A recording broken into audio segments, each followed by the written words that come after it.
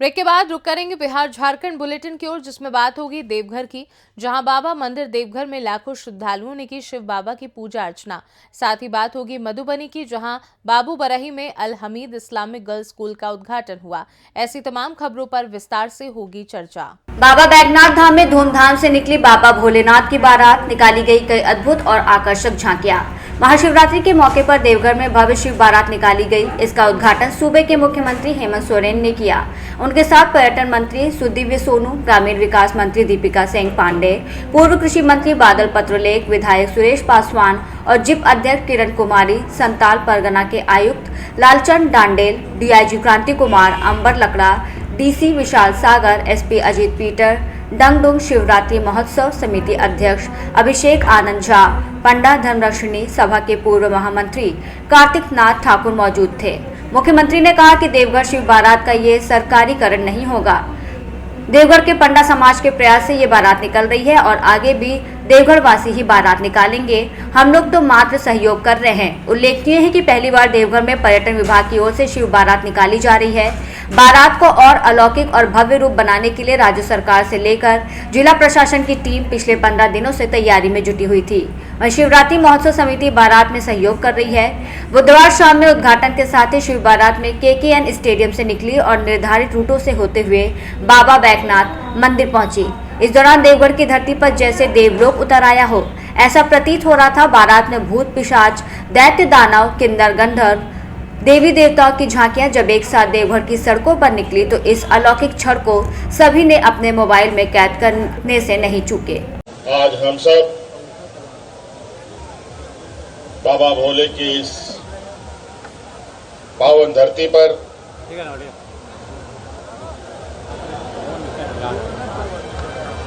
उनके शिव बारात में शामिल होने के लिए तैयारी में लगे। आज बाबा के चरणों पे शीश झुकाते हुए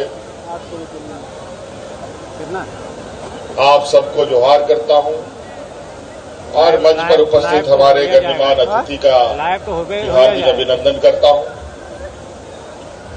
आज हम सब लोग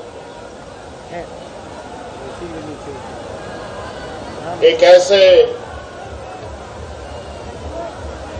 कार्य के गवाह के तौर पर यहां खड़े हुए हैं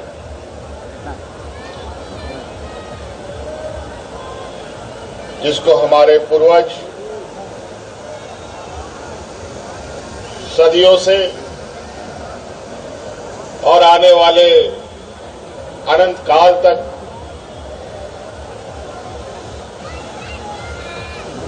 इस शुभ घड़ी को मनाया जाएगा। 30-35 सालों से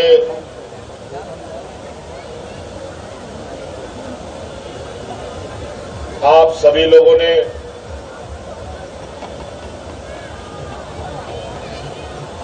इस कार्यक्रम को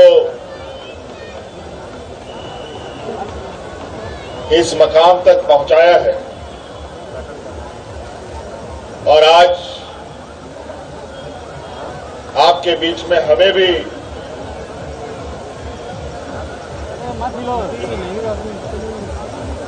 इस शिव बारात में शामिल होने का सौभाग्य प्राप्त हुआ।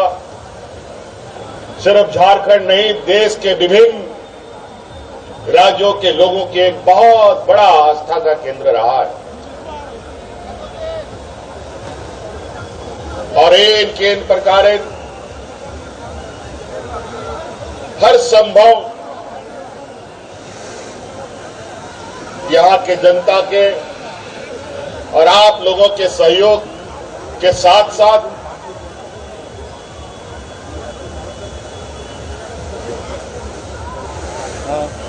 सरकार की तरफ से भी इस आस्था के केंद्र को और दिन ब दिन आगे बढ़ाने का प्रयास होता रहा है। हेलो हेलो हाँ। और आने वाला समय भी नंबर कौन सा ये आस्था का केंद्र उसको तो चेक कर रहे हैं। एक राष्ट्रव्यापी पूरा प्राउड हो गया ना, पहचान के साथ पूरा प्राउड हो गया। और आगे मजबूती के साथ बढ़े। हाँ हाँ बोलिए ना। और ये सारी चीजें हम सबको मिलकर करनी है। हाँ ठीक बोले। और आज आपने देखा सरकार के पर्यटन विभाग की तरफ से भी आज के इस महापर्व को, महाशिवरात्रि के शुभ अवसर पर इस यात्रा को और भव्य कैसे बनाया जाए, ये एक छोटा सा प्रयास हुआ है। ये आस्था हम सबका है, आप सबका है। ये आपके बदौलत ही, आपके सहयोग से ही ये कार्यक्रम इतने भव्य रूप ले रहा है। देवघर से सीनू संवाददाता अरविंद की रिपोर्ट। 26 फरवरी को महाशिवरात्रि का पर्व धूमधाम से पूरे भारत में मनाया गया। बता दें कि हिंदू धर्म के सबसे महत्वपूर्ण महाशिवरात्रि में से एक महाशिवरात्रि भगवान शिव की पूजा का ये पर्व है। ये त्योहार हर साल फागुन मास की कृष्ण पक्ष की चतुर्दशी को मनाया जाता है और इस दिन भक्त भगवान शिव का व्रत रखते हैं, उनकी पूजा करते हैं और रात भर जगते हैं। महाशिवरात्रि का त्यौहार कई महत्वपूर्ण घटनाओं से जुड़ा हुआ है। माना जाता है कि इसी दिन भगवान शिव ने तांडव नृत्य किया था। इसके अलावा इसी दिन भगवान शिव और देवी पार्वती का विवाह हुआ था। महाशिवरात्रि के दिन भक्त भगवान शिव का व्रत रखते हैं। देश भर में इस पर्व को हर्षोल्लास के साथ मनाया गया। वहीं देवघर में भी बाबा मंदिर में लाखों श्रद्धालुओं ने पूजा अर्चना किया। लंबी लंबी कतारें देखने को मिली। देवघर से सीनू संवाददाता अरविंद की रिपोर्ट। मुख्यमंत्री हेमंत सोरेन ने देवघर में आयोजित शिव बारात के केकेएन स्टेडियम से रवाना किया। बता दें बाबा बैजनाथ की नगरी देवघर में महाशिवरात्रि पर बुधवार को मुख्यमंत्री हेमंत सोरेन देवघर पहुंचे। केकेएन स्टेडियम में आयोजित उद्घाटन समारोह में मुख्यमंत्री ने गुब्बारा उड़ाकर शिव बारात को रवाना किया। इससे पहले मुख्यमंत्री ने कहा कि धरती पर जितने भी जीव हैं, चाहे पृथ्वी, जल या आकाश में, सभी बाबा भोले की बारात में शामिल हुए हैं। ये सौभाग्य की बात है कि बाबा नगरी में भव्य बारात में शामिल होने का मौका मिला है। आने वाले दिनों में यह शिव बारात विश्व स्तरीय बनेगी और इसकी वैश्विक पहचान बनेगी। आज हम सब बाबा भोले की इस पावन धरती पर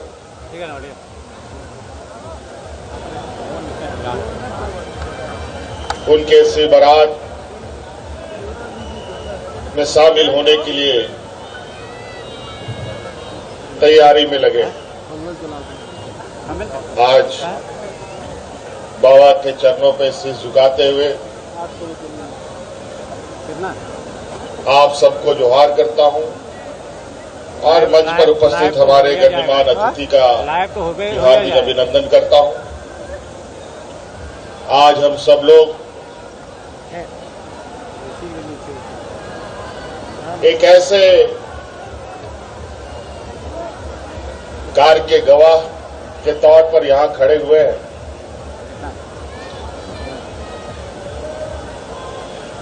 जिसको हमारे पूर्वज सदियों से और आने वाले अनंत काल तक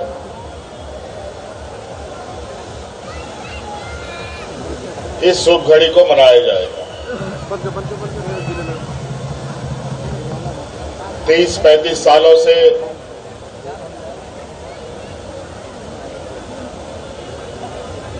आप सभी लोगों ने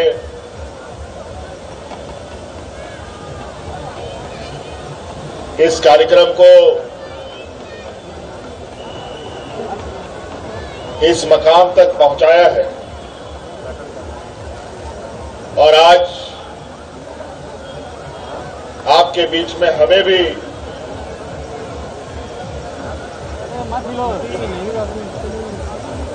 इस शिव बारात में शामिल होने का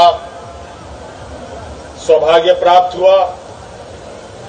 सिर्फ झारखंड नहीं, देश के विभिन्न राज्यों के लोगों के एक बहुत बड़ा आस्था का केंद्र रहा है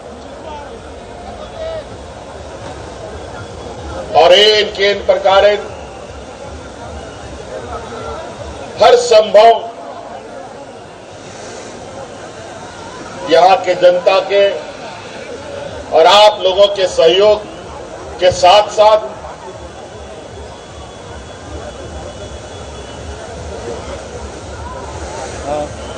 सरकार की तरफ से भी इस आस्था के केंद्र को और दिन ब दिन आगे बढ़ाने का प्रयास होता रहा है। ये आस्था का केंद्र उसको तो चेक कर रहे हैं, एक राष्ट्रव्यापी पूरा फ्रॉड हो गया ना, पहचान के साथ पूरा फ्रॉड हो गया। और आगे मजबूती के साथ बढ़े।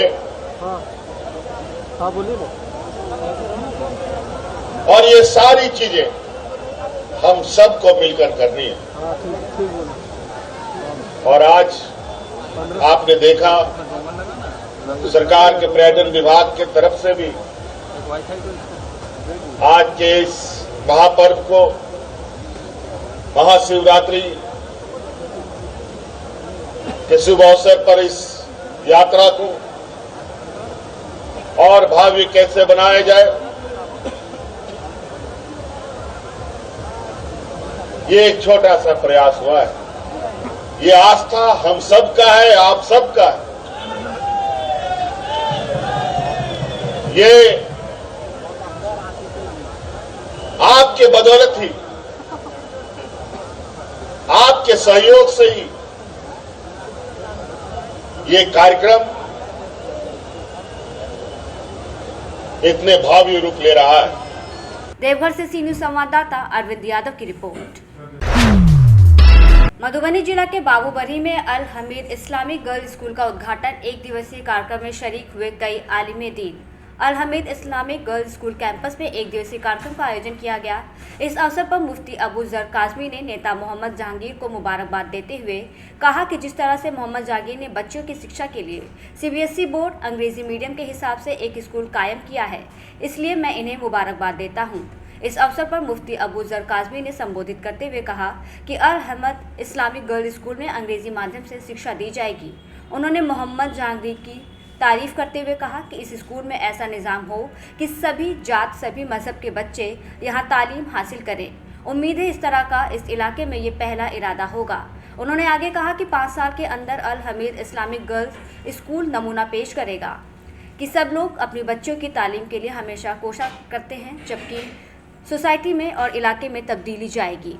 एक्सरसाइज करने के बाद मैंने जब मधुबनी में बैठा तो मुफ्ती अबू जर साहब के मशवरा से ये इदारा आप लोग समझें कि ये कायम हुआ है। ये मेरे ब्रेन में थोड़ा बहुत था और उनको बहुत ऊंचे तक पहुंचाने का काम अगर कोई किए हैं तो मुफ्ती अबू जर साहब का ये देन है, उन्हीं का देन है जो ये आज इदारा काम हुआ। तो आज हमने चाहा, अल्लाह ने हमको जो दौलत इस दुनिया में जो दीनी तालीम है इस पर भी कुछ कसरत किया जाए, उस पर भी थोड़ा बल दिया जाए कि जो हमारी बच्ची आज भी बगैर पढ़ी लिखी है, जिसके वजह से उन्हें शादी करने में, उनको आगे बढ़ाने में कठिनाई होती है, उस पर कुछ मेहनत किया जाए। तो इसी सिलसिले में मैंने आप लोगों के बीच, आपके ब्लॉक के बीच ये बाबूबरी से सटा हुआ जो ये मेरे पूर्वज की जो जमीन दी हुई थी उस जमीन को आप लोगों के हवाला किया हूँ और आज ये इदारा अल हमीद इस्लामिक गर्ल्स से आप लोगों को आज के तिथि में सुपुर्द करने जा रहा हूँ। आप लोगों से गुजारिश है अपनी इदारा समझ करके इस इदारा में आ करके जो अच्छे तालीम के बारे में हो या जो भी मामला हो आ करके उसमें सुझाव दें और जो हमारे प्रिंसिपल आएंगे यहाँ उनको बताएं और वो जो प्रिंसिपल का को आप आदेश देंगे, हुक्म करेंगे, उसके मुताबिक ये इदारा चलेगा। साथियों, कुछ इदारा जो अभी बनी हुई है, मेरे पास तो कागजात था उस अखराजात में जो मैंने ये खर्च किया हो, कुछ आप लोगों को बीच बता दूं।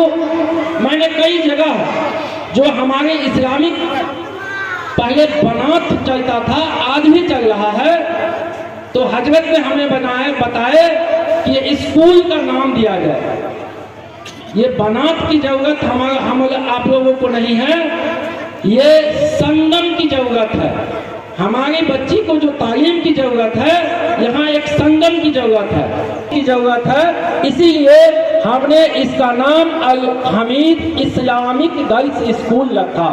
इस सेंटेंस से ही ये जरूर पता चलता है कि ये जो इस्लामिक गर्ल्स स्कूल है, अपने स्कूलों और कॉलेजेस को 15% के हिसाब से आगे बढ़ाए होते, तो क्या हमारे तालीमी इदारों में दूसरे मज़ाहिब के लोग नहीं आते, अपने बच्चों को नहीं डालते?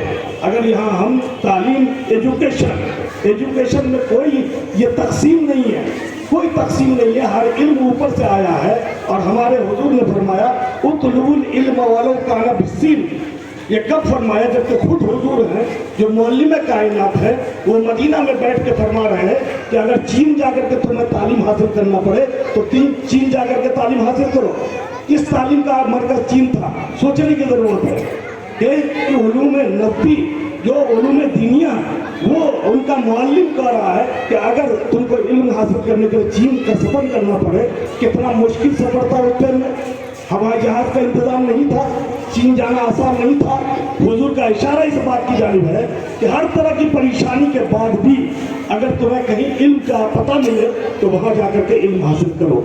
हर ज़माने में मुसलमानों ने इल्म की लाइन से मेहनत की है, लेकिन हमारे इस ज़माने में हम लोग बहुत पीछे जा चुके हैं तालीमी लाइन से। जब जनाब जहांगीर आलम साहब ने मुझसे मशवरा लिया, मैंने कहा नहीं, वो बोर्ड मत लगाइए कि सिर्फ जो है एक तरह की तालीम होगी तो आपका इदारा कामयाब नहीं होगा। अब हमको जैसे इदारे की ज़रूरत है, जहाँ कंप्यूटर की भी तालीम हो, जहाँ जोग्राफिया, साइंस, हर एक तालीम हो, दीनी माहौल में रखकर अगर बच्चों की तालीम आप देते हैं, तालीम का इंतज़ाम करते हैं, तो ये एक रोज़गार का भी मसला है। जो बेवाएँ पढ़ी लिखी हैं और उनके शौहर का इंतकाल हो गया, सहाबा के ज़माने में गौर कीजिए, हम लोग अपनी तारीख को का मुताला नहीं करते और न तारीख को पढ़ते हैं। उस वक्त में ऐसी औरतों को ये फैसिलिटी दी गई कि 10 औरतों को वो पढ़ा दें और उनके पढ़ाने की वजह से उनका वजीफा तय होता था। आज भी कितनी पढ़ी लिखी बेवाएँ हैं जिनके पास चंद बच्चियाँ मिल जाती है पढ़ाने के लिए, तो उनको रोज़गार भी मिल जाएगा और बच्चियों की तालीम का मसला हल होगा। तो बड़ा काम है। इसलिए मेरे बुजुर्गों, इसकी अहमियत को समझा जाए। इसका निचोड़ अभी जैसे आप अपने इस मजलिस की मिसाल में का इंतजाम रखा गया है। यहाँ इस स्कूल के अंदर अल्हम्दुलिल्लाह सुम्मा अल्हम्दुलिल्लाह इशाअते दीन भी मौजूद है और इस इदारे के अंदर दुनियावी कामयाबी भी मौजूद है।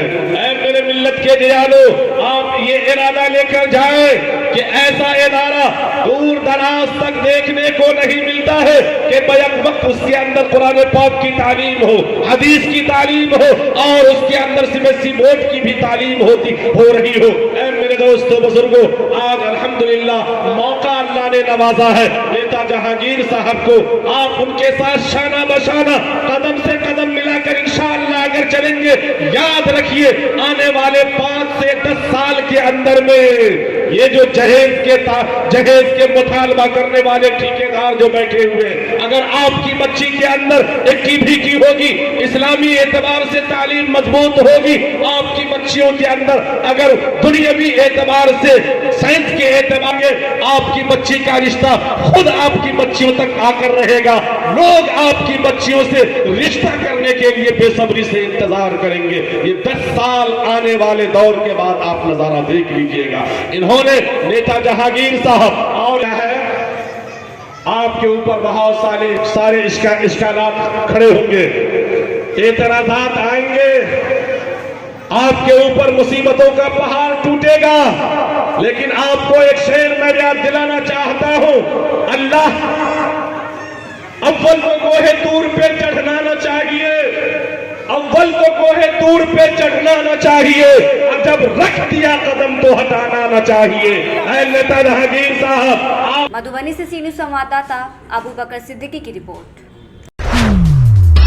जिले के बरमसिया गांव में हाल ही में एक महत्वपूर्ण खोज सामने आई है। भूविज्ञानी डॉक्टर रंजीत कुमार सिंह और वन रेंजर रामचंद्र पासवान ने संयुक्त रूप से यहां पर एक जीवाश्मकृत की खोज की है, जो क्षेत्र के भूवैज्ञानिक और जैविक इतिहास को समझने में एक महत्वपूर्ण योगदान दे सकता है। इस खोज के दौरान टीम ने एक विशाल वृक्ष के जीवाश्मकृत अवशेषों को पहचाना, जो लाखों वर्ष पूर्व हो सकते हैं। ये खोज न केवल वैज्ञानिक समुदाय के लिए महत्वपूर्ण है, बल्कि स्थानीय समुदाय के लिए भी गर्व का विषय है, क्योंकि ये क्षेत्र की प्राचीन प्राकृतिक विरासत को उजागर करता है। वहीं डॉक्टर सिंह ने बताया कि इस क्षेत्र में और भी अनुसंधान की आवश्यकता है, ताकि जीवाश्म की सटीक आयु और उसके पर्यावरणीय संदर्भ को समझा जा सके। उन्होंने ये भी सुझाव दिया कि इस क्षेत्र को संरक्षित किया जाना चाहिए, ताकि भविष्य की पीढ़ियां भी इस महत्वपूर्ण विरासत का अध्ययन और सराहना कर सके। वहीं वन रेंजर रामचंद्र पासवान ने स्थानीय समुदाय से अपील की है कि वो इस क्षेत्र की सुरक्षा में सहयोग करे और किसी भी अवैध गतिविधि से बचे, जो इस महत्वपूर्ण स्थल को नुकसान पहुंचा सकती है। उन्होंने ये भी कहा कि इस खोज से क्षेत्र में पर्यटन को बढ़ावा मिल सकता है, जिससे स्थानीय अर्थव्यवस्था को लाभ होगा। इस खोज के बाद राज्य के पुरातत्व और वन विभाग ने संयुक्त रूप से इस क्षेत्र का विस्तृत सर्वेक्षण करने की योजना बनाई है, और भी महत्वपूर्ण जानकारी इकट्ठा की जा सके और क्षेत्र की जैव विविधता और भूवैज्ञानिक इतिहास को संरक्षित किया जा सके। पाकुड़ जिले के बरमसिया गांव में हाल ही में एक महत्वपूर्ण खोज सामने आई है। हम लोग पाकुड़ के झारखंड के पाकुड़ के बरमसिया क्षेत्र में जो वन विभाग के द्वारा हमारे डीएफओ सर और रेंजर साहब रामचंद्र पासवान जो हम लोग भ्रमण किए, और ये जो फॉसिल्स मिले हैं आज जो डिस्कवर किया गया, निश्चित रूप से एक विश्व के लिए आश्चर्य का विषय होगा, क्योंकि आप देख सकते हैं कि इंस्टीट्यूट पोजीशन में लगभग 14 टुकड़े इस पेड़ का हुआ है। तो इस पेड़ के बारे में हम लोग कह सकते हैं कि ये एक हमारे पृथ्वी की आयु से लेकर उत्पत्ति से लेकर के उस समय का पैलियो क्लाइमेट और बहुत सारी ऐसी जानकारियाँ जो आज भी अनछुई जो रहस्य है पृथ्वी का, वह इससे जागीर होगा, जानकारी प्राप्त होगा। और जैसा कि हम लोगों ने सब लोगों ने तय किया कि एक जियो पार्क के रूप में जियो टूरिज़्म को बढ़ावा देने के लिए एक बहुत बड़ा एक हमारा ये प्लेटफॉर्म होगा। और ये झारखंड ही नहीं, देश दुनिया के लिए ये एक पहला ऐसा खोज होगा जो कि इतने बड़े पेड़ों का इंस्टीट्यूट पोजीशन, जो हम लोग बोलते हैं रेयरेस्ट है, इंस्टीट्यूट पोजीशन में आप देख सकते हैं ये पेड़ आज मिला है। तो निश्चित रूप से हम डीएफओ सर का, रेंजर साहब का और जितने भी भूवैज्ञानिक है, हाल ही में हमारे साइंस कॉलेज पटना के पीजी के छात्र भ्रमण करने वाले हैं, तो वह भी उनको भी हम सजेस्ट करेंगे कि यहाँ पर आकर के, और जितने भी लोग हैं जो जियो साइंस में विश्वास करते हैं, बॉटनी के हैं या जूलॉजी के हैं, या शोध में अपना रुचि रखते हैं, या नेचर जो रिसोर्स है, मतलब नेचुरल जो एडवेंचर है उसके बारे में अगर रखते हैं आप, तो ज़रूर एक बार ये राजमहल के पाकुड़ के जो राजमहल पहाड़ी का जो एक्सटेंशन है बरमसिया क्षेत्र में, यहाँ पे जियो टैग के माध्यम से हम लोग इसको और भी गूगल अर्थ जो हम है, गूगल अर्थ पे इस प्लेस को भी हम लोग डिनोट करेंगे ताकि लोग यहाँ पे आ सके।